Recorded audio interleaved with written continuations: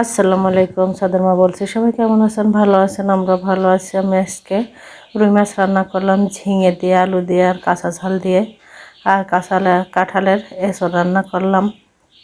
আসলে এঁচড় কাটাটা খুবই ঝামেলা, তারপরও কষ্ট করে করলাম সাদবাবুকে ঘুম পাড়াইয়া। আর এখানে আমি পেঁয়াজ ছিলে রাখেছি, পেঁয়াজের এখন একটু দাম কম, এই জন্য অনেকগুলো নিয়ে আসেছিল। বেশি মানে নিয়ে আসছি, কিন্তু সম্পূর্ণ ছিলতে পারি নাই সাদবাবুর জন্য। আর কাঁচা ঝাল সেদ্ধ করে রেখে দিলাম, ব্লেন্ড করে রেখে দেবো পেঁয়াজ আর কাঁচা ঝাল। কারণ কাঁচা ঝালের তরকারি যে রোদ আর যে গরম, কাঁচা ঝালের তরকারিটা খাওয়া মনে হয় ভালো হবে। আর যে সাদবাবু চুল কাটে নিয়ে আসছি, সাদবাবুর চুল একদম উড়ে গেছে। সাদবাবুর চুল কেটে নিয়ে আসছি, আর সে খুব কান্না করছিল চুল কাটতেছে বলে। এর জন্য আমি ঘুম পাড়াই দিয়েছিলাম, আইনে গোসল করায় ঘুমাই গেছিলো সাদবাবু। এখন উঠে যে কলা খাচ্ছে, কলাটা সাদবাবুর খুবই পছন্দ, তাই সাদবাবু কলা খাচ্ছে। আর আমাকে দেখছে এখন তুমি নাও, আমি ছিলে দিলাম ভালো করে। এই যে এখন একটু একটু করে খাচ্ছে, একাই খেতে পারে, আর একা খাতেই সাদবাবু পছন্দ করে। এই জন্য আমি ছিলে ওর হাতে দিয়ে দিছি, ও খাচ্ছে।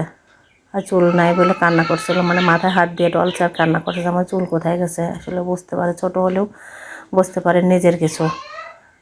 এখন এই যে এখন খেলা করছে যায় সাদবাবু বাইরে পুপির সঙ্গে। আমি জিজ্ঞেস করছি আমাকে একটু দাও, করছে যে না দেব না, আর হাসছে। যে আমি চাইছি তাই ও হাসছে। কলাটা খুবই পছন্দ, মানে একদম 6 মাসের পর থেকে আমি একটু একটু করে কলাই দিতাম, কলাটা খেত। আমাকে তরমুজের বাটি আনা দেখাচ্ছে, এখন সে তরমুজ খাবে। এই জন্য তরমুজটায় কলা ফেলে দিয়ে এখন তরমুজ নিচ্ছে।